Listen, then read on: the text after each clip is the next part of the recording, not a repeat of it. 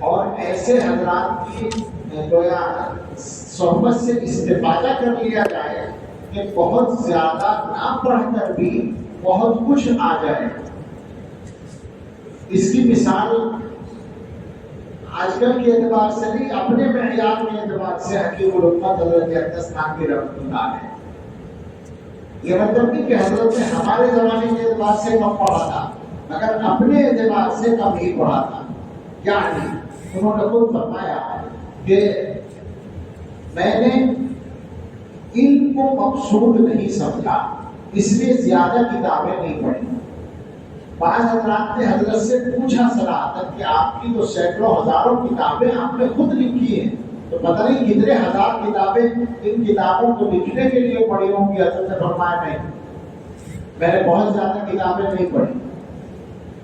حضرت نے فرمایا کہ میں نے تو درسیات کو اپنے اساتذہ سے پڑھا اور اساتذہ کی باتوں کو یاد رکھا، اور اس کے بعد کسی موقع سے یہ فرمایا کہ میں نے 3 کتابیں پڑھی ہیں، حاجی امداد اللہ، حضرت گنگوہی اور حضرت مولانا یعقوب صاحب، یہ 3 کتابیں میں نے پڑھی ہیں، ان کی برکت سے اللہ نے مجھے علم دیا۔ تو ایک تو یہ ہے، مگر یہ اس زمانے کے اعتبار سے آسان نہیں رہا۔ حکیم الامت کا تو عمل یہ ہے کہ وہ پڑھنے کے زمانے میں گھر سے آنے والے یا رشتہ داروں کی طرف سے آنے والے خطوط بھی نہیں پڑھتے تھے، ان کو گھڑے میں ڈال دیا کرتے تھے، سال کے آخر میں پڑھتے تھے۔ اتنی یکسوئی کے ساتھ جو آدمی پڑھے گا اس کے بارے میں تو یقین ہے کہ پھر اسے حکیم الامت بن ہی جانا چاہیے۔ اس یکسوئی کا تو اس زمانے میں تصور بھی ناممکن ہو گیا ہے، لہذا دوسرا راستہ یہی ہے کہ زیادہ محنت کریں اور زیادہ پڑھیں، کثرت سے پڑھیں، کثرت سے بھی علم آئے گا، یعنی زیادہ پڑھیں اور زیادہ مطالعہ کریں۔ میں نے کبھی بات کی ہوگی درسگاہ میں کرتا ہوں میں کہ آج اچھا عالم بننے کے لیے آدمی کو روزانہ 100 صفحے کا مطالعہ ضرور کرنا چاہیے۔ اگرچہ یہ معیار جو ہے بہت سے لوگوں کو بھاری لگتا ہے، اور ہم جیسے سست لوگوں کے ماحول کے اعتبار سے واقعات یہ معیار مشکل ہے، لیکن یہی معیار اگر آپ غور کریں گے تو آسان بھی لگے گا، یا یوں کہیے کہ بہت بڑا نہیں لگے گا۔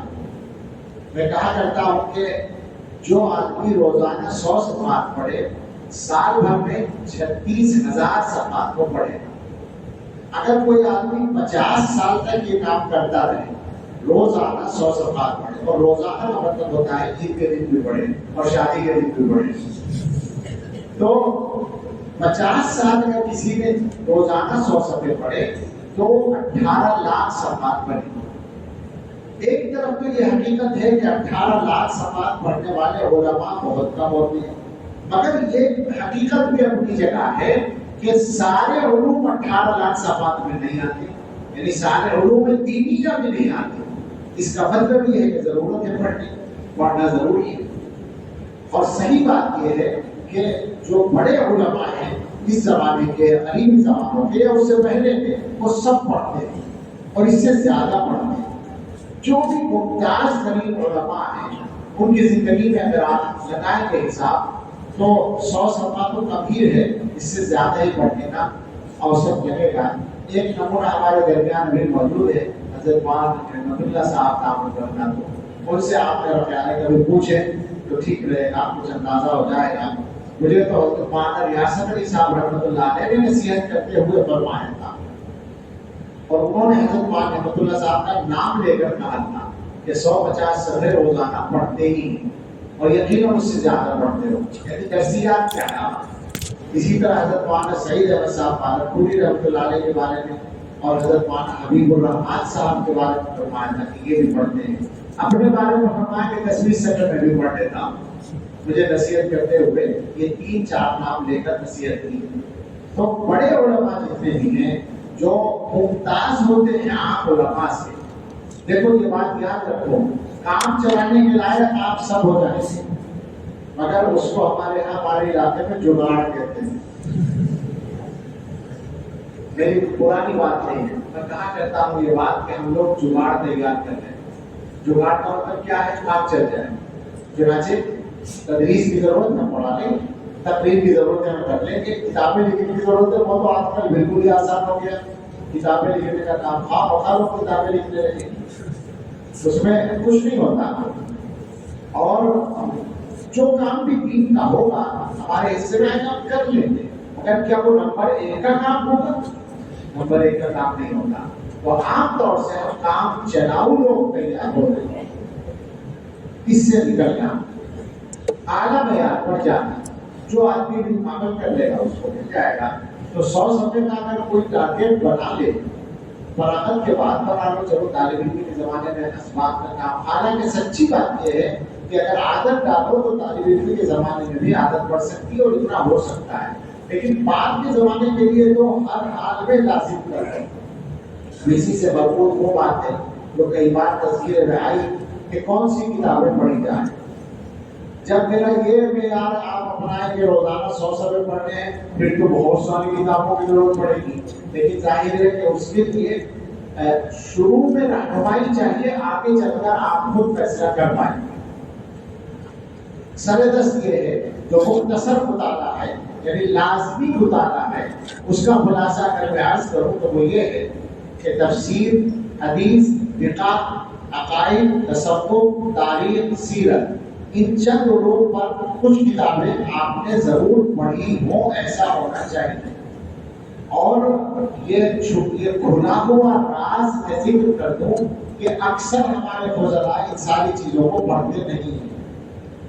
تفسیر میں ظاہر ہے کہ سب سے بڑھ کر اللہ کا کلام ہے، ہمارے اکثر فضلاء ایسے ملیں گے کہ قرآن کی پوری تفسیر درس میں جو مجبوراً پڑھی ہے وہ پڑھی ہے۔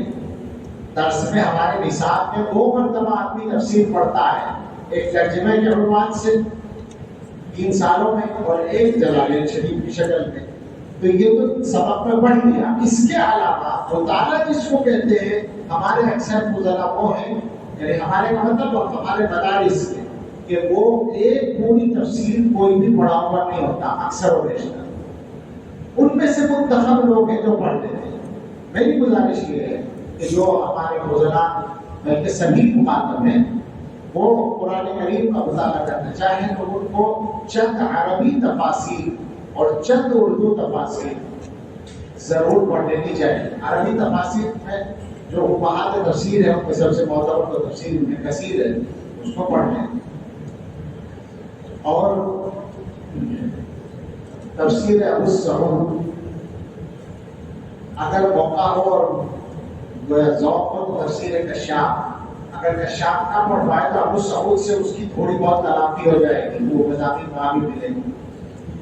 اور اگر فرصت ہو کوشش کر سکیں تو روح المعانی اور قرطبی بھی پڑھ لیں تو سبحان اللہ، یہ 3-4 تفاسیر عربی بھی پڑھ ڈالیں، اور 3-4 کی تفاسیر کم سے کم اردو کی پڑھ لیں۔ حاشیہ عثمانی شیخ الہند کے ترجمے پر جو علامہ شبیر احمد عثمانی کا حاشیہ ہے وہ سارا پڑھ لیں، وہ تو ضرور پڑھ لیں، وہ تو جلدی ہی پڑھ لیں، وہ اسی رمضان میں پڑھ لیں۔ کیا خیال ہے؟ اور معارف القرآن، معارف القرآن مفتی شفیع صاحب رحمۃ اللہ علیہ کی اور مولانا ادریس صاحب دونوں کی پڑھ ڈالیں تو بہتر ہوگا۔ اس کے علاوہ صوفی عبد الحمید سواتی رحمۃ اللہ علیہ، مولانا سرفراز صفدر کے بھائی تھے رحمۃ اللہ علیہ، شاید معارف القرآن کے نام سے، وہ بھی پڑھ لیں تو اچھا ہو۔ اسی طرح سے تفسیر ماجدی بھی پڑھ لیں۔ اس کے علاوہ ضروری نہیں ہے کہ پڑھیں، لیکن جب یہ پڑھ چکے تو پھر جو چاہے پڑھ سکتے ہیں۔ یعنی کہنے کا مطلب یہ ہے کہ چونکہ تفاسیر میں بھی لوگ لفظشیں کھاتے ہیں تو اپنے علماء کی صحیح تفاسیر پڑھنے کے بعد یہ صلاحیت آ جائے کہ غلطی پر آدمی متنبہ ہو جائے، چونک جائے کہ یہاں یہ مسلم ذرا دوسری طرف جا رہا ہے، تو پھر ایسے آدمی کے لیے کوئی مشکل نہیں ہے، پڑھنا وہ پڑھ سکتا ہے، لیکن بارہ اتنا ضرور پڑھ لیں۔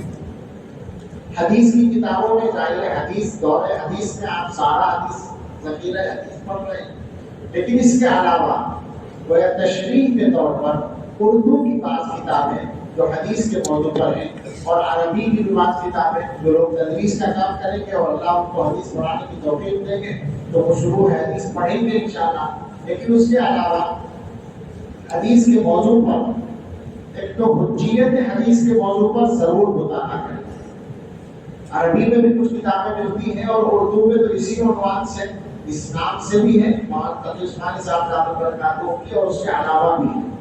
تو حجیت حدیث کے موضوع پر پڑھیں اور شرح حدیث کے موضوع پر ترجمان السنہ حضرت مولانا بدر اعظم مہدی رحمۃ اللہ علیہ کی اور معارف الحدیث حضرت مولانا نعمانی رحمۃ اللہ علیہ کی، یہ دو ضرور پڑھیں۔ بڑے ان کی ہے علامہ قاری محمود صاحب کی، کیا نام ہے وہ بھی پڑھتے ہیں، کچھ آثار وغیرہ کے نام سے کچھ ہے، جو بھی ہے عالم محمود صاحب۔ اس کے علاوہ کوئی معتبر کتاب ہو تو پڑھیں، ضرور پڑھیں، تاکہ احادیث کی تشریح کا سلیقہ مل جائے اور ذخیرہ بھی آ جائے۔ اس کے بعد فقہ کی بات کرتے ہیں ہم، تو فقہ ویسے تو الحمدللہ درس وہ پڑھایا جاتا ہے، مگر فارغ ہونے کے بعد کتنے لوگ ہیں جن سے مسئلہ پوچھا جائے تو آسانی سے مسئلہ بتا دیں، بلکہ اب تو کتنے لوگ ہیں جو افتاء کی تہمت دینا چاہتے ہیں، ان سے مسئلہ پوچھا جائے تو وہ بتا دیں۔ میں نے غلط نہیں کہا ہے، دماغ سے نہیں نکلتے، دماغ سے گورنمنٹ ہی چل رہی ہے آج کل، ان پر تہمت ہے، افتاء پر تہمت ہے کہ فیصلہ کر لیں، ریاست کے خلاف کام ہوا۔ تو فقہ پڑھیں، فقہ میں عربی میں بدائع الصنائع ضرور پڑھ لیں، ساری پڑھ لیں، ایک بار پڑھ لیں یا کئی بار پڑھ لیں، جتنی بار پڑھیں گے اتنی زیادہ تفقہ میں اضافہ ہوگا، اور ہدایہ اگر پڑھانے کا موقع ملے تو ضرور پڑھائیں، اور ویسے بھی مطالعہ کریں۔ مجھے اللہ نے توفیق دی، ساری چیزیں پڑھائی ہدایہ کی بات بات، تو ہدایہ کی شروع میں سے بھی کسی کو پڑھ لیں، لیکن بدائع الصنائع ضرور پڑھیں، اور اگر جزیات پر نظر ڈالنی ہو تو شامل پڑھ ڈالیں۔ سبحان اللہ۔ اردو میں بھی فقہ پڑھیں، ہمارے معتبر اکابر مفتیان کرام کے جو فتاویٰ کے مجموعے ہیں ان میں سے کوئی ایک مجموعہ پورا پڑھ لیں، مثلا کفایت المفتی پڑھ لیں، فتاویٰ رحیمیہ پڑھ لیں، فتاویٰ محمودیہ پڑھ لیں، امداد الفتاویٰ پڑھ لیں، یا کوئی اور مجموعہ ہے معتبر علماء میں سے کسی کا، وہ پڑھ ڈالیں، یہ ضروری ہے۔ عقیدے کے موضوع پر ضرور پڑھیں۔ عقیدے کے موضوع پر ہمارے حضرت کابل نے بہت زیادہ تو نہیں لکھا، لیکن جو لکھا ہے وہ ٹھوس ہے اور وہ ہماری ضرورت ہے، اس کو پڑھیں۔ اور سی کتابیں اگر عقیدے کے عنوان سے زیادہ نہیں ملے گی، عام طور پر اہل باطل کے رد میں لکھی ہوئی کتابوں میں یہ مضمون ملے گا، تو ان کو پڑھیں۔ اس کے علاوہ عربی میں بھی ضرور پڑھیں۔ آج کے زمانے میں جو حالات ہیں وہ عقیدے کی اہمیت کو بہت بڑھا چکے ہیں۔ عقیدہ ہر زمانے میں اہم ہے اور شریعت کی روشنی میں اہم ہے، یہ پکی بات ہے، لیکن اس زمانے میں مسئلے سیاسی بھی ہیں، اور عقیدے کو سیاست کے ذریعے سے پھیلانے کا اور سیاست کے کو عقیدے کے لیے استعمال کرنے کا سلسلہ جاری ہے۔ وہ ہم بات نہیں کرنا چاہتا، میں بالکل صاف ہی کہہ رہا ہوں، ایک ہی عقیدے کی بات نہیں ہے، لیکن بہرحال جو موٹے طور پر سامنے ہے، جو سب سے بڑا چیلنج ہے وہ رافضیت ہے، وہ شیعیت ہے۔ وہ جو عقیدہ ہے جس جو حکومت کے ذریعے سے ایران جس کے لیے ہمیشہ گویا مسئلہ بیکار ہے، اور عالم عرب میں پورے علاقے میں چودراہٹ قائم کرنے کے لیے کام کر رہا ہے، اور باقی طاقتیں اس کی معاون ہیں۔ بالکل غلط فہمی میں نہ پڑے کہ فلاں سے جنگ ہو گئی اور فلاں سے جنگ ہو گئی، وہ الگ مسئلہ ہے، وہ الگ مسئلہ ہے، یہ الگ مسئلہ ہے، وہ اپنی جگہ ہے، یہ اپنی جگہ ہے۔ تو بہت حالات خراب ہے، بہت خطرناک حالات ہیں، اور یہ بات طے ہے کہ وہ لوگ نئے سرے سے اپنے مذہب کو پھیلانے کے لیے محنت پر اتر گئے، اور پہلے سے زیادہ چالاکی کے ساتھ اتر گئے۔ تو اہل سنت کو بہت زیادہ ہوشیار رہنے کی ضرورت ہے، اور جب اہل سنت کہلانے والے لوگوں میں سے کچھ لوگ ان کے آلائے کار بن جائیں تو بات اور زیادہ تشویشناک ہو جاتی ہے۔ مجھے بالکل شوق نہیں ہے کسی آدمی کے بارے میں کوئی طنز بھی کرنے کا، بالکل پسند آ کر کہتا ہوں میں، لیکن یہ ذوق اللہ تعالیٰ نے اپنے بزرگوں کی برکت سے دیا ہے کہ گمراہ ہو رہا ہو کوئی تو اس سے تکلیف ہوتی ہے، اور جب کسی کی گمراہی متعدی ہونے لگے تو زیادہ تشویش کی بات ہے، اور اس وقت ان کی گمراہی متعدی ہو رہی ہے۔ جو صاحب صحابہ کے بارے میں اس زمانے میں بات کر رہے ہیں ان کی گمراہی متعدی ہو رہی ہے، فضلاء بھی اور عام مسلمان بھی اس سے متاثر ہو رہے ہیں، اس لیے کہ لوگوں کے ذہنوں میں پوری بات نہیں ہوتی، ذہن کچے ہوتے ہیں، تو کوئی جمع کے بولتا ہے تو لوگ سمجھتے ہیں کہ شاید یہ صحیح بات کر رہا ہے، حالانکہ بہت سے لوگوں کو یہ صلاحیت ہوتی ہے کہ وہ باطل اور جھوٹ کو بھی اتنی قوت سے بولتے ہیں کہ لوگ سچ بھی نہیں بول پاتے۔ یہ بھی شیطان کی طرف سے مدد ہوتی ہے، اللہ حفاظت فرمائے، ان کو بھی ہدایت دے اور دوسروں کو بھی محفوظ رکھے۔ تو عقیدے کے موضوع پر پڑھتے ہیں پہلو، اور عقیدے کے موضوع پر جو سلفیت ہے ہمارے زمانے کی سلفیت یعنی غیر مقلدیت، اس نے بڑا نقصان کیا ہے۔ عالم عرب میں بہت سے ممالک میں اور خاص طور سے سعودی عرب میں حکومت کی طاقت سے حکومت کو اپنے ساتھ کر کے یا ان کو دھوکہ دے کر کے اس نظریے نے جس طرح سے دنیا میں اپنے آپ کو پھیلایا اور کام کیا ہے، اور یہ واقعہ ہے کہ انہوں نے بہت سارا کام کر ڈالا ہے۔ ہم لوگ تو بس ویسے ہی اپنا چل رہے ہیں، اس زمانے میں پورا کتب خانہ تیار کر دیا ہے موضوعات پر، اور ان کے یہاں صرف دیوبند نہیں بلکہ اشاعرہ اور ماتریدی، گویا کہ تمام اہل سنت کے جو مرکزی مذہب ہیں ان کے بارے میں یہ بحث ہے کہ یہ اہل سنت میں داخل ہیں یا نہیں ہیں، اور جو ان میں معتدل مزاج ہیں وہ یہ کہتے ہیں کہ من وجہ داخل ہے من وجہ خارج، معتدل مزاج، ورنہ موٹی موٹی کتابیں لکھ دی گئی ہیں، سب کو اہل سنت سے ثابت کر دیا گیا۔ تو اس لیے یہ پڑھنا ضروری ہے، بہت زیادہ ضروری ہے، اس پر محنت کریں، اور جو لوگ بھی اس کا ذوق رکھتے ہیں تو وہ بہت مطالعہ کر کے اور تیاری کر کے اس پر کام کریں، لوگوں کو گمراہی سے بچانا اور اپنے آپ اپنے لیے ہدایت پر قائم رہنے کی کوشش کرنا یہ ہماری ذمہ داری ہے۔ تو عقیدے کے موضوع پر پڑھنا ہے، تصوف کے موضوع پر بھی پڑھیں، اس لیے کہ یہ بھی ہمارے دین کا ایک شعبہ ہے جس کو قرآن میں تزکیہ کہا گیا ہے۔ ہمارا تصوف اور کچھ نہیں ہے، ہم ذمہ دار نہیں ہیں کہ تصوف کے نام پر دنیا میں کیا کیا گیا، اس کے ہم ذمہ دار نہیں۔ ہمیں معلوم ہے تصوف کی تاریخ، ہمیں معلوم ہے، ہمیں تصوف کے نام پر ہونے والی بدعتوں کا بھی پتہ ہے، تصوف کے نام پر ہونے والی شرکیہ چیزوں کا بھی پتہ ہے، لیکن تصوف کے نام سے چڑ کر اس زمانے میں جو سلفیوں نے ماحول بنانے کی کوشش کی ہے وہ باطل بات ہے۔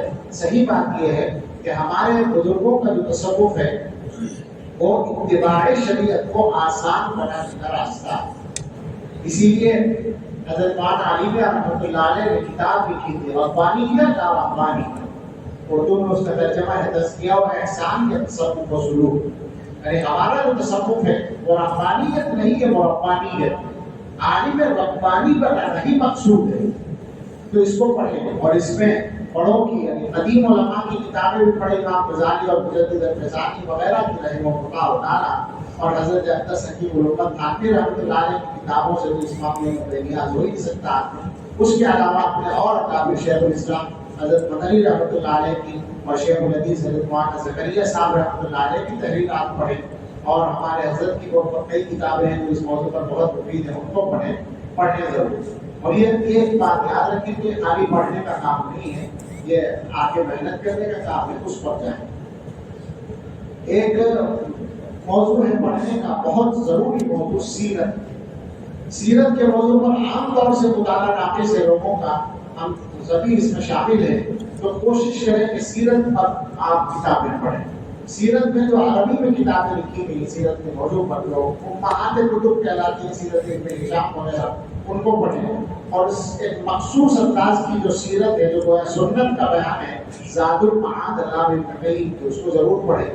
اور اس کے علاوہ سیرت کے موضوع پر جو اردو میں کتابیں ہیں ان کو پڑھیں۔ اس میں مناسب یہ ہے کہ سب سے پہلے سیرت المصطفیٰ پڑھیں حضرت مولانا ادریس کاندھوی رحمۃ اللہ علیہ کی، اور اس کے بعد اور کتابیں پڑھیں جن میں خاص طور سے سیرت النبی علامہ شبلی اور علامہ سید سلیمان ندوی رحمہ اللہ کی اور رحمت للعالمین قاضی سلیمان منصور پوری رحمۃ اللہ علیہ کی، اور اس کے علاوہ جو بھی اس طرح کے معتبر لوگوں کی لکھی ہوئی کتابیں ہیں ان کو سیرت کے موضوع پر پڑھیں۔ تاریخ کا ہے مستقل موضوع ہے، یعنی تاریخ عالم اور تاریخ اسلام، آپ کو تاریخ سے واقف ہونا چاہیے۔ اس موضوع پر جو بھی کتابیں ملتی ہیں دستیاب ہیں عام طور پر وہ پڑھنے کی ہیں۔ آج کل ایک نئی کتاب لکھی گئی ہے، کیا نام ہے اس کا؟ تاریخ ملت اسلام امت مسلمہ، جیسا آپ کو بتایا ماشاء اللہ، تو وہ پڑھیں اور اس کے علاوہ بھی پڑھیں، زیادہ پڑھیں، بہت سارا پڑھیں، 1 لاکھ صفحات کو تاریخ پر پڑھیں گے تو پتہ چل جائے گا کچھ تاریخ کا۔ یہ میں مذاق نہیں کر رہا ہوں، ہر مرتبہ 1 لاکھ صفحے تک نہیں پڑھو گے تو مزہ نہیں آئے گا، سیرت تو نہیں ہوگی۔ تو سیرت اور تاریخ پر بھی مطالعہ کریں۔ یہ پڑھنے کی بات ہو گئی، 1-2 باتیں اور کریں، بہت زیادہ ہمت بھی نہیں ہے اور طبیعت بھی نہیں ہے، انشاءاللہ موقع ہوگا ہمیں بات کریں گے۔ ایک بات یہ کرنی ہے کہ اپنی زندگی کو بنانے سے فکر کریں۔ ہمارے بچوں میں، ہمارے طلبا میں عام طور پر سنجیدگی نہیں پائی جا رہی، جس کی وجہ سے وہ اپنا نقصان کر رہے ہیں۔ نقصان کیا کر رہے ہیں؟ کوئی محنت نہیں کر رہے ہیں۔ محنت میں جو رکاوٹ ہے اس زمانے میں، میرا جو تجربہ ہے اس کی روشنی میں، ایک تو موبائل ہے، موبائل کا غلط استعمال ہے۔ اگر آپ اپنے اوپر پابندی لگا لیں، آپ خود لگائیں پابندی، مدرسہ ادارہ پابندی لگاتا ہے تو آپ کو گناہ گزرتا ہے اور آپ کا نفس اس کا مقابلہ کرنے کی کوشش کرتا ہے۔ اس چکر ہی میں کیوں پڑے؟ آپ اپنے مقصد کو سامنے رکھ کر طے کریں۔ کیا آپ یقین کریں گے اس بات کا کہ دنیا کے وہ ممالک جو گویا ہمارے خیال میں مشرک تو ہیں ہی، حقیقت میں بھی ہیں، مشرک ہونے کے علاوہ ہم سمجھتے ہیں کہ ہر برائی ان کے اندر پائی جاتی ہے، یعنی امریکہ اور انگلینڈ جیسے ممالک، ان میں آج کے دور میں ایسے کالج پائے جاتے ہیں، ایسے اسکول پائے جاتے ہیں جہاں موبائل پر پابندی۔ ہمارے مدرسوں میں پابندی لگے تو سختی محسوس ہوتی ہے، اور ماڈرن ملکوں میں اور ان کے اندر پڑھنے والے بچوں پر پابندی ہے موبائل کے استعمال۔ کیوں؟ اس لیے کہ وہ ہم سے زیادہ اس کے نقصانات کو سمجھتے۔ تو آپ خود پابندی لگا لیں اپنے اوپر، کوئی وقت مقرر کر لیں گھر بات کرنے کا، باقی غیر ضروری باتوں سے پرہیز کریں، تو آپ دیکھیں گے کہ آپ کا وقت بہت بچ جائے گا اچھے کاموں کے۔ میں یہ بات عام طور پر کہتا ہوں کہ ہم لوگ کرنے کے بہت سارے کام نہیں کر پاتے، اس لیے کہ نہ کرنے والے بہت سارے کام کرتے ہیں، تو اس میں ہمارا وقت لگ جاتا ہے۔ اس میں سب سے بڑا دخل تو موبائل کا ہے۔ لیکن اسی کے ساتھ ایک دوسری چیز اور ہے، اگر آپ میں سے ہر آدمی عمل کرے تو مزہ آ جائے، ساری ایک ایمانی فوج تیار ہو جائے۔ وہ یہ ہے کہ اپنی زبان پر قابو پالیں۔ کیا خیال ہے؟ میں غلط تو نہیں کہہ رہا ہوں، سوچ کر بتاؤ، کیا زبان ہی سے نقصان نہیں ہو رہا ہے بہت سا؟ کیا نقصان ہے زبان سے؟ اس کو ذرا سا واضح کریں۔ ایک تو یہ کہ جب ہم غیر ضروری باتیں کرتے ہیں تو وقت اس میں خراب ہوتا ہے۔ آپ مجھے بتائیں نہ بتائیں، آپ اپنے آپ کو بتائیں، بلکہ اپنے آپ سوچیں کہ آپ کے کمروں میں کیا غیر ضروری بہت ساری باتیں گھنٹوں نہیں ہوتی رہتی ہیں۔ آپ سوچیں کہ وقت کتنا قیمتی ہے اور آپ کیا کرتے ہیں، اس کی وجہ سے آپ میں سے بہت سے لوگوں کی نیند پوری نہیں ہوتی۔ عام طور پر یہ ہو رہا ہے۔ آپ کو معلوم ہے کہ زبان کا معاملہ کتنا زیادہ ذمہ داری کا ہے، اور آپ کیا کر رہے ہیں اس پر غور کر لیں۔ کیا میں یہ بھی عرض کروں کہ آپ اپنے کمروں میں آپس میں جب بے تکلف ساتھیوں کے ساتھ ہوتے ہیں تو آپ کی وہ جو گفتگو ہے، ابھی تک تو میں غیر ضروری کہہ رہا تھا، وہ غیر جائز بھی ہوتی ہے یعنی ناجائز بھی ہوتی ہے کیا نہیں ہوتی؟ آپ تو علماء ہیں، مجھے بتائیں کسی آدمی کا عیب اگر معلوم ہے، کسی کا گناہ معلوم ہے، کسی کی برائی معلوم ہے، اس کے پیٹھ پیچھے اس کا تذکرہ کرنا جائز ہے؟ کھلا حرام ہے یا نہیں؟ کیا کہتے ہیں اس کو؟ غیبت۔ اگر سچ میں وہ برائی ہے اور اگر سچ میں نہیں ہے، بدگمانی ہے، تو بہتان بن جائے گا، لیکن کم سے کم غیبت تو ہوتی ہے نا۔ اور کس کس کی ہوتی ہے یہ بھی معلوم ہے آپ کو؟ مجھے کیا معلوم، آپ کو معلوم ہوگا نا، جو کرنے والے ہیں ان کو معلوم ہوگا۔ آپ جب غیبت کرنے پر آتے ہیں تو آپ اپنے ساتھیوں کی بھی غیبت کرتے ہیں، اور آپ اپنے اساتذہ کی بھی غیبت کرتے ہیں، اور آپ اپنی قوم کے بڑے بڑے علماء کی غیبت کرتے ہیں، اور ان سب باتوں کو یہ سمجھ کر کرتے ہیں کہ ہم اچھی بات کرتے ہیں۔ اس سے گویا اور بڑا نقصان ہے۔ غلطی سمجھ کر غلطی کی جائے تو شاید توبہ کر لے آدمی۔ حضرت نانوی رحمۃ اللہ علیہ ولا یکتب باغا کی تفسیر میں غیبت کی قسمیں لکھی، اس میں لکھا ہے کہ کافر حربی کی غیبت فی نفسی ہی جائز ہے، چونکہ وہ ہمارے دار میں بھی نہیں ہے، ہمارا اس سے معاہدہ بھی نہیں، وہ دار الحرب ہے اور کافر بھی ہے، تو اس کی غیبت فی نفسی ہی جائز ہے، مگر تضییع وقت کی وجہ سے مکروہ ہے۔ تو آپ مجھے بتائیں کہ اپنے ساتھیوں کی غیبت اور اس سے بڑھ کر اپنے اساتذہ کی غیبت کرنا آپ کے لیے جائز ہو سکتا ہے؟ اچھا، دوسرا سوال ایک اور ہے، آپ آزادی کے ساتھ اپنی زبان چلا رہے ہیں، کیا آپ بے خوف ہیں اس بات سے کہ اس کی جزا آپ کو نہیں ملے گی؟ کتنی خطرناک بات ہے۔ آپ لوگوں کی عزت اگر اپنے کمروں میں بیٹھ کر خراب کرنے کی کوشش کر رہے ہیں تو کیا آپ کو اطمینان ہے کہ آپ کی عزت محفوظ رہے؟ یہ تو بدلہ ملتا ہے، اچھی طرح یاد رکھیں۔ خدا کے واسطے میری دل سوزی کے ساتھ اپیل ہے آپ سب سے، میری ساری باتیں بھی اگر بھول جاؤ تو اس بات کو مت بھولنا کہ زبان پر قابو کرنا، بالکل قابو کر دو، بولنا ہی چھوڑ دو، سچی بات تو یہ ہے۔ ہمارے حضرت بتاتے ہیں، چونکہ وہ اسکول یا کالج کے زمانے ہی سے تصور سے جڑ گئے تھے، تو کالج کے زمانے میں یا یونیورسٹی کے زمانے میں باقاعدہ وہ اس کی پریکٹس کرتے تھے کہ چپ رہنا ہے۔ 3 ساتھی تھے جو ایک کمرے میں رہتے تھے، کھانا ساتھ کھاتے تھے۔ حضرت سناتے ہیں کہ ایک مرتبہ ہم نے یہ معاہدہ کیا کہ 40 دن تک بات نہیں کریں گے تاکہ عادت پڑے کم بولنے کی۔ تو کام تقسیم کر لیے کہ تمہیں کھانا لگانا ہے، تمہیں دسترخوان بچھانا ہے، تمہیں پانی لانا ہے، تمہیں یہ کرنا، کہنا نہ پڑے، بولنا نہ پڑے، تو سارے کام ہوتے تھے اور بولتے نہیں تھے۔ 40 دن اس کی مشق کی بات آئے۔ وہ یہ فرماتے ہیں کہ لوگ بولنے میں مزہ محسوس کرتے ہیں تو بولتے رہتے ہیں، اگر چپ رہنے کا مزہ جان لے تو ایک لفظ بولنا پسند ہے۔ میں اپنے بیانات میں اس پر بولتا ہوں۔ ایک جگہ میں نے بولا تو کچھ نوجوان آئے اور اس سے متعلق بھی تھے، پیسے بھی قریب تھے، کہنے لگے کہ آپ اس بارے میں بہت وہ کرتے ہیں لیکن ہم کیا کریں، غیبت تو چھوٹتی نہیں، کیسے چھوڑیں؟ میں نے کہا بولنا چھوڑ دو، میں نے کہا بولنا چھوڑ دو، تو فوراً بولے بغیر تو کام نہیں چلتا۔ میں نے کہا مجھے بھی پتا ہے، یہی کہلوانا تھا۔ اب جواب یہ ہے کہ جب کام نہ چلے تب بولو۔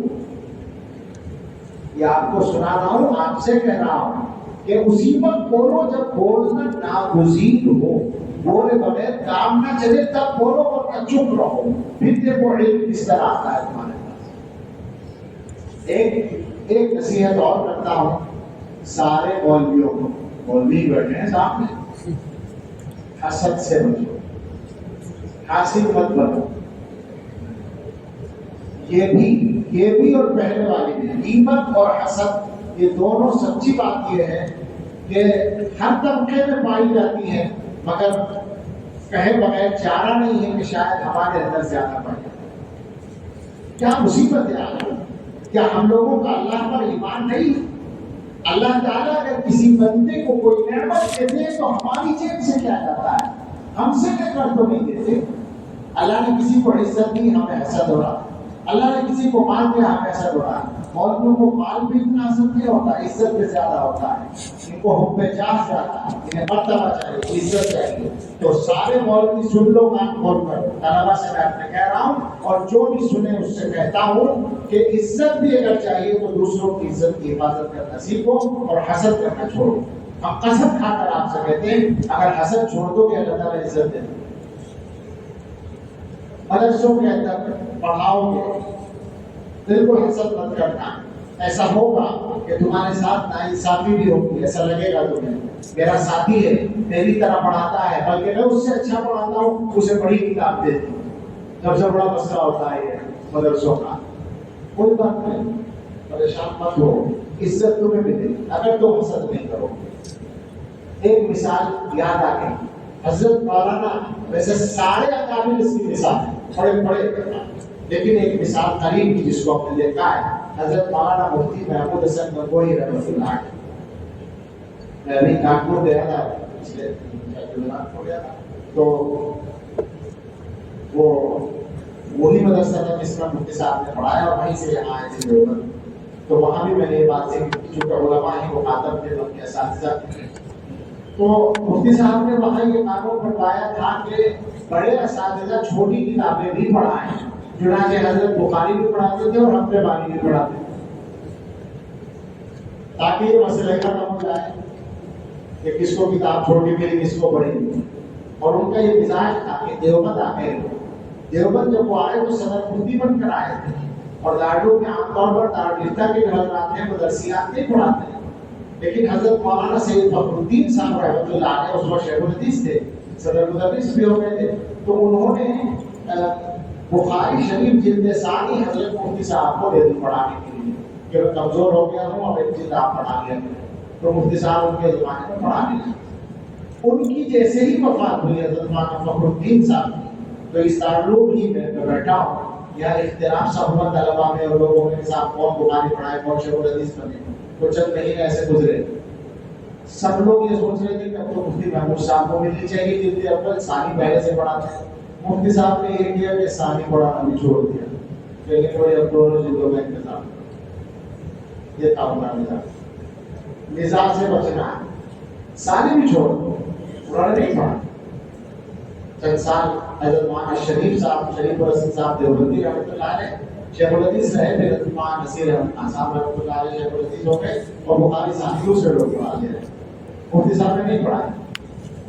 پھر وہ 7 سالہ کے بعد یہاں سے دارالعلوم چلے گئے، پھر دارالعلوم سے دوبارہ دارالعلوم میں آ گئے۔ تو ہم جس سال دورے میں تھے، ہمارے بعد والے سال میں محتمم صاحب نے ان سے کہا کہ کچھ پڑھا دیا کریں، تو نسائی شریف کی انہوں نے پڑھا دی۔ ہمارے بعد کی جو جماعت تھی، مولانا نظر صاحب وغیرہ تھے، انہوں نے نسائی سے پڑھی، پھر کئی سال تک نسائی پڑھاتے تھے۔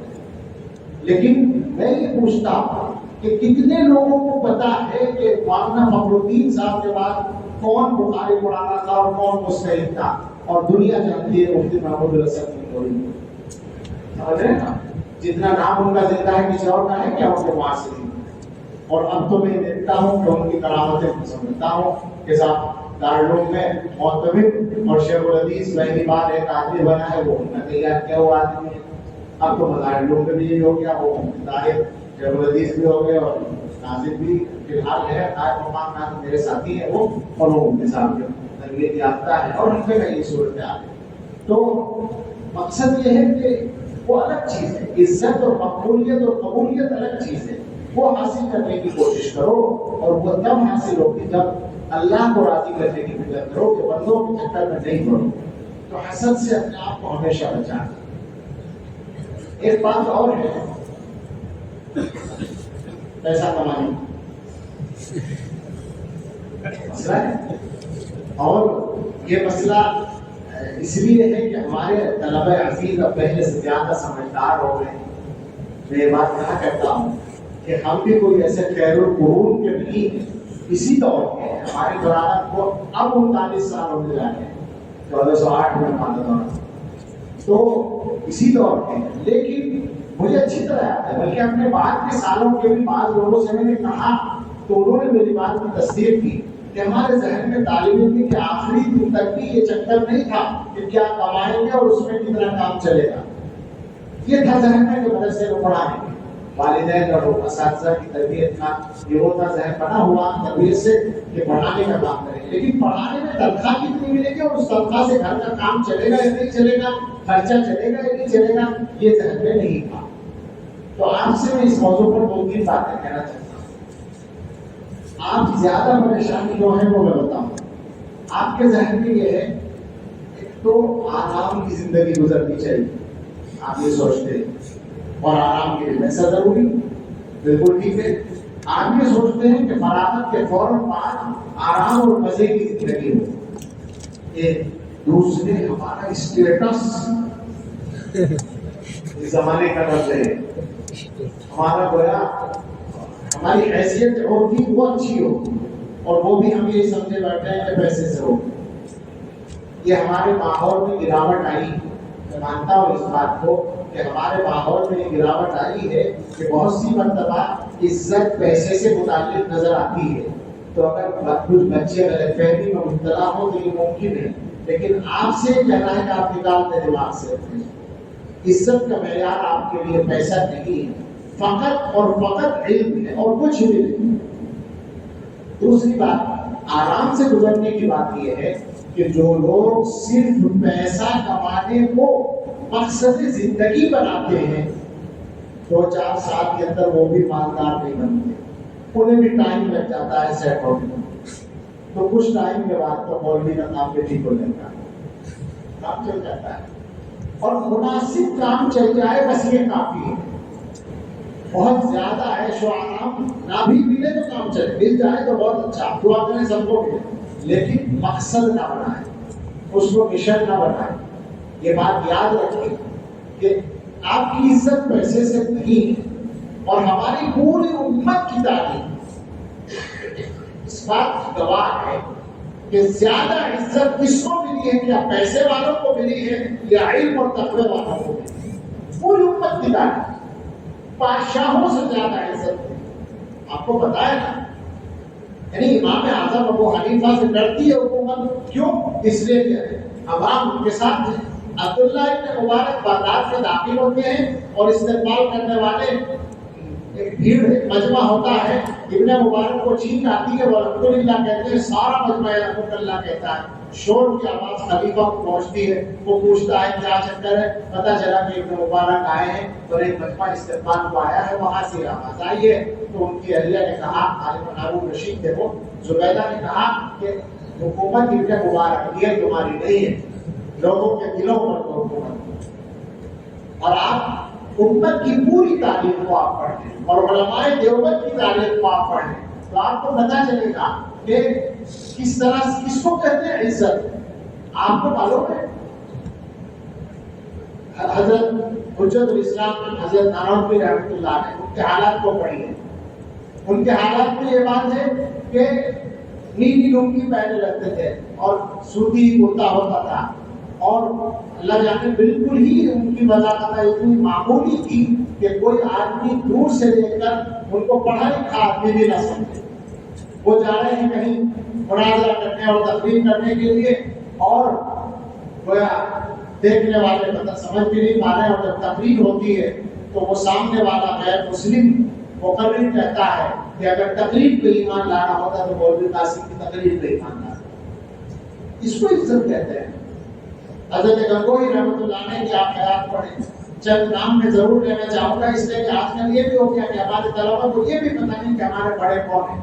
حقیقت یہ ہے کہ جو دارالعلوم ہے, اس دارالعلوم نے 100 یا 1000 کچھ بھی آپ تعداد میں شمار بھی کرا سکتا ہوں, نام بھی لے سکتا ہوں, لیکن اگر میں 100 کے لفظ پر رکوں تو احتیاط زیادہ ہوگی. کم سے کم 100 آدمی تو ایسے تیار کیے ہیں جن میں سے دوسرے اداروں کے پاس ایک 2 آدمیوں کی نظیر ہے تو وہ ان کے لیے کافی اور یہ پوری تعلیم.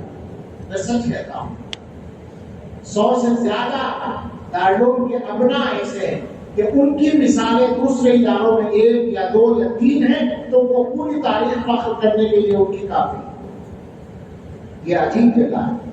حضرت گنگوہی رحمۃ اللہ علیہ کو یاد کرو اور پڑھو، حضرت نانوتوی رحمۃ اللہ علیہ کو یاد کرو اور پڑھو، حضرت شیخ الہند رحمۃ اللہ علیہ، کس کو کہتے ہیں عزت؟ شیخ الہند کا نام حکومت کر رہا ہے اور اپنے زمانے میں سبحان اللہ کیا مقام تھا اور کیا درجہ تھا شیخ الہند کا۔ حضرت تھانوی رحمۃ اللہ علیہ کو پڑھو اور دیکھو کہ کیا ان کے یہاں صورتحال تھی، کیسی عزت اللہ نے دی تھی۔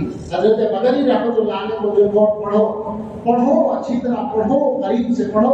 علامہ مرشد کشمیری رحمۃ اللہ علیہ کو پڑھو، حضرت مفتی کفایت اللہ صاحب رحمۃ اللہ علیہ کو پڑھو، حضرت مولانا علامہ شبیر احمد عثمانی رحمۃ اللہ علیہ کو پڑھو، حکیم الاسلام حضرت مولانا قاری طیب صاحب رحمۃ اللہ علیہ کو پڑھو۔ یہ بہت نمایاں اور مشہور اور جلدی یاد آنے والے چند کام میں نے لیے ہیں، لیکن جو میں نے بولا ہے پڑھنے کے لیے سینکڑوں بلکہ ہزاروں لوگ کافی وہ موجود ہیں یہاں پر، جن کو پڑھ کر تم اپنے لیے نمونہ بنا سکتے ہو۔ پیسہ اصل نہیں ہے، بالکل نہیں۔ شیخ الاسلام حضرت مدنی کی عزت کا یہ عالم ہے کہ ہندوستان کا صدر جمہوریہ ان سے ملنے کے لیے دیوبند آیا تھا۔ ڈاکٹر راجندر پرساد جو آئے تھے وہ اصلاً دارالعلوم کی دعوت پر نہیں آئے تھے، وہ ایک گاؤں ہے یہاں پہ رن کھنڈی، وہاں ان کی دوستی یا رشتہ داری تھی، وہاں شادی میں جانے کے لیے تکلیف ہوئی تھی، وہاں جانے کے لیے دیوبند سے گزرے تو بتایا گیا ان کو کہ دیوبند ہے،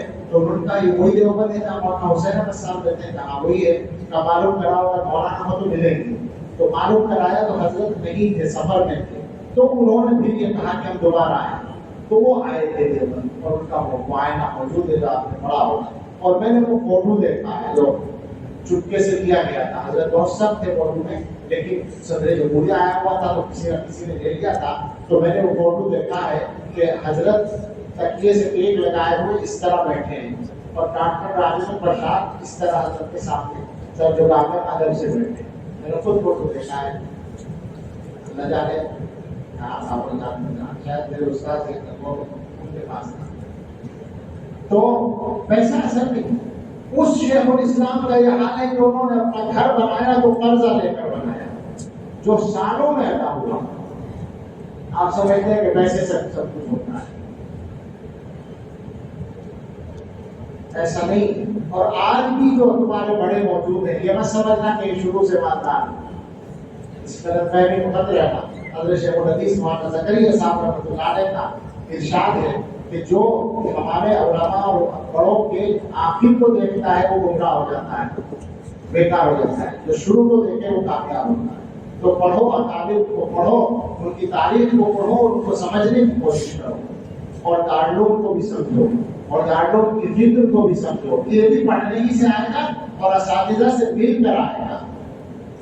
دارالعلوم کی بات آ گئی، مجھے اپنی بات ختم کرنی چاہیے، بہت دیر ہو گئی، لیکن دارالعلوم کی بات آئی تو میں بہت آسانی کے ساتھ، بہت نرمی کے ساتھ، بہت بے تکلفی کے ساتھ یہ عرض کروں گا کہ دارالعلوم ہی دارالعلوم ہے، میں کسی سے مقابلہ نہیں کر رہا، مگر جو باتیں الٹی سیدھی کہی جاتی ہیں ان کو میں یہ میسج دینا چاہتا ہوں کہ وہ یہ باتیں کرنا چھوڑ دیں۔ ایسی باتیں کر کے وہ نہ دین کی خدمت کر رہے ہیں نہ کوئی خیر کی بات کر رہے ہیں۔ کیسے ہو جائے گی یہ بات کہ یہ دارالعلوم بھی نہیں رہا، اور کسی نے تو یہ کہنا شروع کر دیا کہ صاحب یہ اندرا گاندھی کا دارالعلوم ہے۔ کیا اگر ہمارے یہاں ایک اختلاف ہوا، میں نے مانا، اور حکیم الاسلام اس اختلاف کے نتیجے میں دارالعلوم سے الگ ہو گئے، اور جو انتظامیہ آئی اس کی سب سے مؤثر شخصیت حضرت مولانا سید اسد مدنی رحمۃ اللہ علیہ کی، اور وہ کانگریس کے لیڈر بھی تھے۔ اس لیے یہ گالی دی جا رہی ہے کہ یہ دارالعلوم اندرا گاندھی کا دارالعلوم ہے۔ ہمیں کوئی بتائے کہ اس تبدیلی انتظامیہ کے بعد اکابر دیوبند، علماء دیوبند اور تاریخ دیوبند اور فکر دیوبند کی پوری حفاظت تمام شکلوں کے ساتھ کس نے کی؟ اور یہ میں سنی سنائی نہیں کہتا، مجھے یہ حق ہے کہنے کا کہ میں نے یہ سارا زمانہ دیکھا ہے۔ جب یہ تبدیلی ہوئی ہے تو میں یہاں نہیں پڑھتا تھا، میں جنگوں میں پڑھتا تھا، میرے والد رحمۃ اللہ علیہ چونکہ دارالعلوم کے فاضل اور تمام افراد سے متعلق تھے تو ان کے پاس ہر چیز تحریر پہنچتی تھی، تو وہ ساری تحریریں میں نے پڑھی ہیں اور ماحول کو پورا قریب سے دیکھا ہے. اور پھر چند سال کے بعد تو یہاں آئی گئے اور ہم دیکھ رہے 40 سال سے کم دارالعلوم. تو ہم اطمینان سے یہ بات کہتے ہیں کہ صحیح معنی میں فکر دیوبند ظاہر ہے کہ مدرسے کا مسئلہ نہیں، مگر مدرسے کی حد تک بھی تعلیم کے معیار کی بات بھی اگر کریں گے، ضابطوں کی بات بھی اگر کریں گے، تو کون سا ادارہ ہے جس نے حفاظت کی ہے؟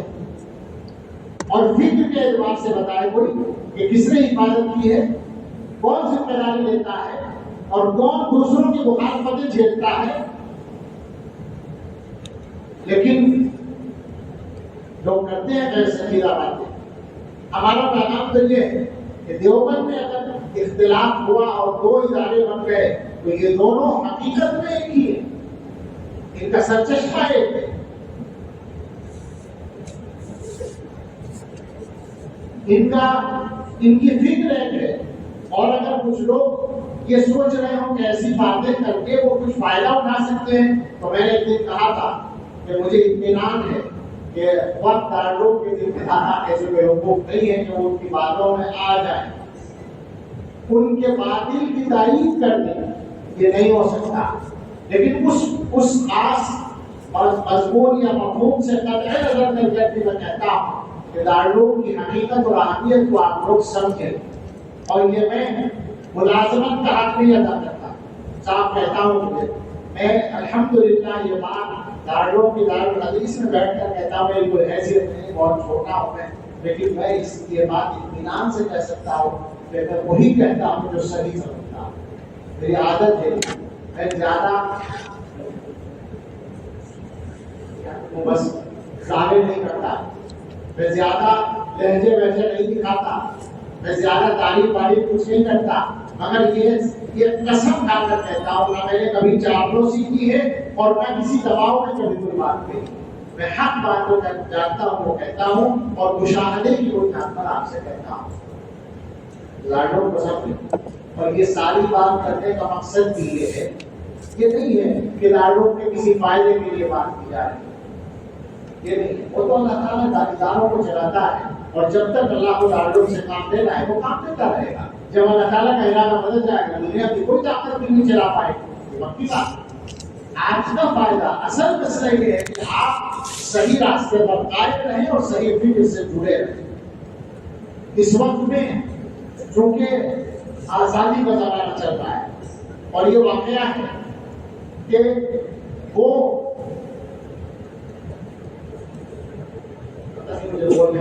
وہ بات وہ جو ہونا چاہیے تھا، جس کی ضرورت تھی، جس سے ڈر کر لوگ غلط بات کرتے ہوئے رکا کرتے تھے، وہ فی الحال نہیں چل رہا ہے. اس کی وجہ سے یہ آزادیاں نظر آ رہی ادھر اور ادھر. لیکن یہ بات یاد رکھیں کہ غلط نظریات زیادہ دیر نہیں چلا کرتے، اور اگر کوئی چلانے کی کوشش کرتا ہے وہ الگ فرقہ بن جاتا ہے. یہ اچھی طرح سمجھ لیں. وہ سارے لوگ سمجھ لیں جو ہمارے اکابر کے راستے سے ہٹنے کی کوشش کرتے ہیں، جو اپنے آپ کو مجتہد سمجھ رہے ہیں. آج کا زمانہ عجیب زمانہ ہے. ہمارے اکابر نے مودودی صاحب کی تردید اس لیے کی تھی کہ انہوں نے یہ دعویٰ کیا تھا کہ بیچ کی صدیوں میں دین کی صحیح شکل محفوظ نہیں رہی، پردہ پڑ گیا تھا 1200 سال صحابہ کے بعد، لہٰذا ہم اس کو لے کر آ رہے ہیں. آج صورتحال یہ ہے کہ یہ دعویٰ بھی نہ ہو تو التزاماً یہی کر رہے ہیں لوگ. بات ایسی کر رہے ہیں کہ جیسے صحابہ کی بات کو انہوں نے سمجھا ہو اور بیچ کے لوگوں نے نہ سمجھا ہو. میرا خیال ہے کہ تم لوگ سمجھ رہے ہو جو میں بول رہا ہوں. آج ایک یہ بھی چل رہا ہے کہ صحابہ کے واقعہ سنائیے، اکابر کیا کرتے ہیں. اس کا مطلب یہ کہ صحابہ کے بعد کوئی سب یہود و نصارہ ہوئے نہیں سن کرتے ہیں. باتیں بنائیے تم جانتے ہو صحابہ، تمہارے اندر صلاحیت ہے صحابہ کے واقعات سے مسائل کا استعمال کرنے کی. صحابہ کا اسوہ کس طرح سے عمل پہ لایا جاتا ہے یہ تو اکابر سے ہی پتہ چلے گا. یہ جان بوجھ کر کرتے ہیں تاکہ آزادی کا موقع مل جائے. اگر یہ پابندی لگائی جائے کہ بھائی اپنے بڑوں کے راستے پر ہو تو پابند ہونا پڑتا ہے، اور اگر بڑوں کی چھٹی کر دی جائے، صحابہ کی طرف چھلانگ لگا دی جائے تو پھر آزادی کا موقع مل جاتا ہے، دعوے کرنے کا موقع مل جاتا ہے، اور پھر رسول اللہ صلی اللہ علیہ وسلم تک بات پہنچ جاتی ہے۔ یہ گمراہی کے راستے ٹھیک ہونا پڑے گا، ٹھیک ہونا پڑے گا، ورنہ الگ فرقے بن جائیں گے۔ ہو سکتا ہے کچھ دنوں کے لیے اہل حق اپنے آپ کو پریشانی میں محسوس کریں، لیکن اس امت کے مزاج اور خمیر میں یہ بات اللہ نے رکھی ہے کہ یہاں خیر تعلیم رہتی ہے، انشاءاللہ تعلیم رہتی ہے۔ آپ سے کہنا یہ ہے کہ آپ ان باتوں کو سمجھیں، آپ ادھر ادھر کی سنی سنائی کے چکر میں نہ پڑیں، سوشل میڈیا سے علم حاصل نہ کریں۔ اچھی طرح سمجھ لیں اس بات، ایسا نہیں، کتابیں پڑھیں، اپنے علماء کی کتابیں پڑھیں، اپنے اکابر کی کتابیں پڑھیں، اور فکر دیوبند پر جو کتابیں لکھی گئی ہیں ان کو پڑھیں۔ میں بات بہت لمبی ہو گئی، کوشش ہوگا کہ اس مضمون کو تحریری شکل میں کہیں کر دوں کہ جیسے میں نے کہا کہ کچھ کتابیں پڑھنے کی ضرورت ہے، اسی طرح ایک مضمون یہ ہوتا ہے کہ کچھ مصنفین کو پڑھنے کی ضرورت ہے۔ وہ انشاءاللہ کسی اور موقع سے ہم عرض کرتے کہ آپ سے یہ کہنا ہے کہ آپ اپنے لیے صحیح راستے کی استقامت اللہ سے مانگیے اور اس کے لیے محنت کیجیے۔ اور بات چھڑی تھی پیسہ کمانے کی، مدرسوں میں جاؤ گے تنخواہ بہت کم ملے، معلوم ہے ہمیں، اور شکایت ہے، بالکل صفائی سے یہ بات ہے۔ اب وقت کا یہ بھی تقاضا ہے کہ ہمارے مدارس تنخواہ بہتر کریں، اللہ انتظام کرے گا انشاءاللہ۔ آپ سے میں نے کہا کہ آپ سے کہنے کی یہ بھی وجہ ہے کہ خطرہ یہ ہے کہ آپ میں سے بھی کچھ لوگ معتمد بن سکتے ہیں۔ معتمد بننے کے خطرے سے دو چار ہیں، تو اگر بن گئے معتمد تو کیا ہوگا؟ میں کبھی کبھی سوچتا ہوں کہ میں چونکہ کبھی بھی معتمد یا منتظم نہیں رہا، ادھر سے محض رہا، تو ہو سکتا ہے کہ میری بات تو لوگ یہ سوچ کر وہ کریں کہ صاحب سے کیا پتا اتنا مشکل ہوتا ہے انتظام کرنا، لیکن ٹھیک ہے، مجھے پتا ہو یا نہ پتا ہو، مگر مجھے ایک بات کا ضرور پتا ہے، اور وہ یہ ہے کہ اللہ انتظام کرنے والا۔ دین کی عظمت کو باقی رکھنا بھی ضروری ہے، اور آج کے زمانے میں جو مشکلات آ گئی ہیں، آسان نہیں رہا ہے، اب اس طبقے کو مدارس کے ساتھ جوڑے رکھنا بھی ضروری ہے، تو کوشش ہونی چاہیے کہ تنخواہیں صحیح، لیکن آپ میں جو لوگ بھی مدارس میں خدمت کر سکتے ہو، کوشش یہ کریں کہ وہ یہ خدمت ضرور انجام دیں اپنے روزگار کے لیے۔ اگر آپ میں صلاحیت ہے تجارت کرنے، تجارت کی صلاحیت سب میں نہیں ہوتی۔ مثلا میں اپنے بارے میں بتاؤں کہ میرے کئی سو ٹکٹ سے بھی گزری نہیں تجارت کی صلاحیت، مجھے ایک پیسے کی تجارت کرنا آتا ہی نہیں، سمجھ میں نہیں آتا کہ کیسے ہوتی ہے تجارت۔ اور میں بہت سارے نوعمر لوگوں کو دیکھتا ہوں، وہ جتنے بھی پیسہ کما لیتے ہیں، تو اگر صلاحیت تجارت کرنے کی تو کر لینا، بشرطے کہ دینی خدمات متاثر نہ ہو، اور اگر صلاحیت نہ ہو تو چکر میں مت پڑنا، ایسے ہی کام چل رہے ہیں، کوئی حرج کی بات نہیں۔ مدرسے کی تنخواہ حلال ہوتی ہے، ناجائز نہیں ہوتی، مسجد کی تنخواہ حلال ہوتی ہے، ناجائز نہیں ہوتی، مشتبہ نہیں ہوتی۔ دینی خدمات کا معاوضہ کوئی مشتبہ مال نہیں ہے، بکواس سے جو کہتا ہے کہ یہ جائز نہیں، جہالت کی بات ہے، بالکل درست ہے۔ اور حقیقت یہ ہے کہ کسی کا احسان نہیں، اللہ کا احسان ہے بس، اور کسی کا بھی احسان نہیں۔ تو مدرسے میں خدمت انجام دو، اور روزگار کے لیے جو بہتر سے بہتر کر سکو وہ کرو، مگر یہ بات یاد رکھنا کہ مال مقصد نہیں، اور یہ بات یاد رکھنا کہ رزق کو مقصود مقدر ہے، کوئی بھی کہ رہے گا حلال طریقے پر رہے گا۔ میں نے ایک دن اور کہا تھا، شریعت کے خلاف نہ ہو اور غیرت کے خلاف نہ ہو، علمی غیرت کے خلاف نہ ہو اور شریعت کے خلاف نہ ہو، جتنا آئے لے لو، اگر ہدیہ ملتا ہے تو، مگر ذلت کے ساتھ نہیں، شریعت کے خلاف نہیں، بس یہ شرط مقصد تک بناؤ، مال مقصد نہیں، وہ جتنا اللہ کی طرف سے مقرر ہے وہ مل کر ضرور رہے گا، وہ نہیں جائے گا کہیں۔ منتشر کچھ باتیں ہو گئی، میرے ذہن میں باتیں اور بھی تھی، مگر طبیعت خراب تھی، میں ٹھیک نہیں پایا، اس لیے کی باتوں پر اتنا کرتا ہوں۔ اللہ تعالیٰ سبھی کو اپنی مرضیات میں چلنے کی توفیق عطا فرمائے۔